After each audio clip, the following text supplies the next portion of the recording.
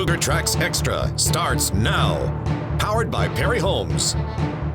Hey guys, welcome on into another edition of Cougar Tracks Extra as we do our pregame predictions. This week, BYU versus Utah State, last regular season game of the year for BYU and Utah State. And as we roll into this one, BYU looking for their 8th win of the season and Utah State looking to get their 4th win of the year. And a down Utah State team this week, Dave. We've got to get right into this one on predictions. And boy, it's been a close one for you and I this year. So let's see how well we can do or how poorly we can do. So BYU is favored by 17 points. My question for you, 50-50, does BYU beat the spread? Well, you'll hear it later in my score prediction, but my answer is yes. Not by like an astounding 17 is yes. a chunk, especially for a rivalry game. Yeah, and I was thinking that too, but eventually I put in my score that I think they would. So I'm going to have to go with yes on the 50-50 question. My 50-50 for you was, now we've heard from the coaches all week, yeah, they think Jamal should play. We've heard that also before and then not seen him suit up. But this is Utah State. This isn't Southern Utah. This is not UMass. And so I'm going to say to you, does Jamal get more than 15 carries on senior day? I was hoping for something a little easier, like, is he going to play? Well, of course Jamal's going to play on senior night. The guy's going to show up. But 15 carries is a chunk. And I don't think he gets 15 carries. I think he'll play. I think he'll get a few carries. He'll give it, his all. And then they're going to be like, oh, some ceremonial ball carries for Jamal Williams? I don't think so. No, he's not healthy enough to. These high ankle sprains are brutal, and they just don't get better. I think they're going to get him out there, grab a few carries, and then really save him to have a monstrous poinsettia. Thanks, Dr. Noriega. He's got a few weeks off before the bowl. And so I'm going to say he's going to go after it. I'm going to say it's going to be like a 24 carry for 119-yard type day. I hope you're right. I would love to see Jamal out there, but that's a terrible prediction.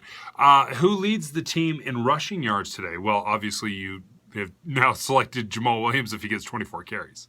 Well, let me say this. I think that Backpedal! Hold on, I'm not backpedaling on him getting all those carries.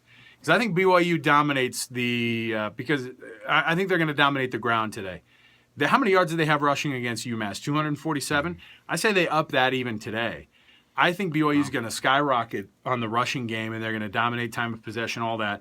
And I think Taysom Hill, with a little slight to Utah State for knocking him out twice in his college career. For taking him out of a couple of seasons of football.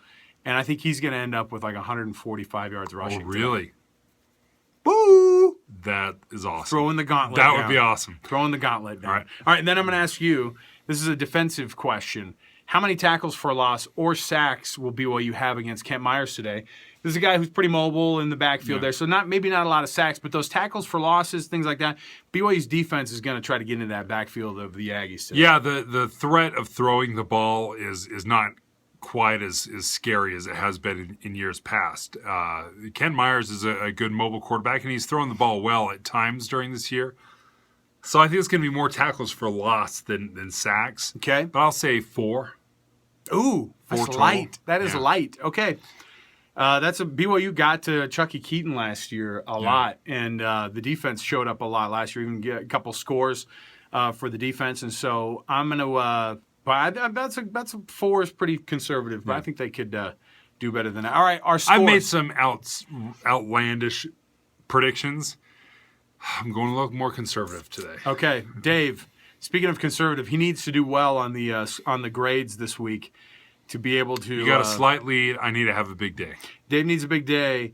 I made some crazy predictions with the rushing and with Taysom and everything on the rushing as well, and we'll see how this thing goes. But on the scores, I'm going to go with, and my scores have been amazing this year. It's been incredible. Last week, if UMass would have missed that PAT, I would have been right on with the 51-10, but it was 51-9.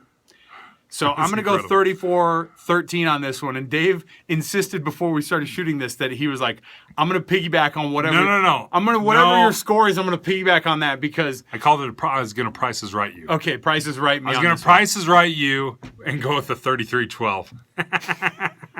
34-13. A very common football number.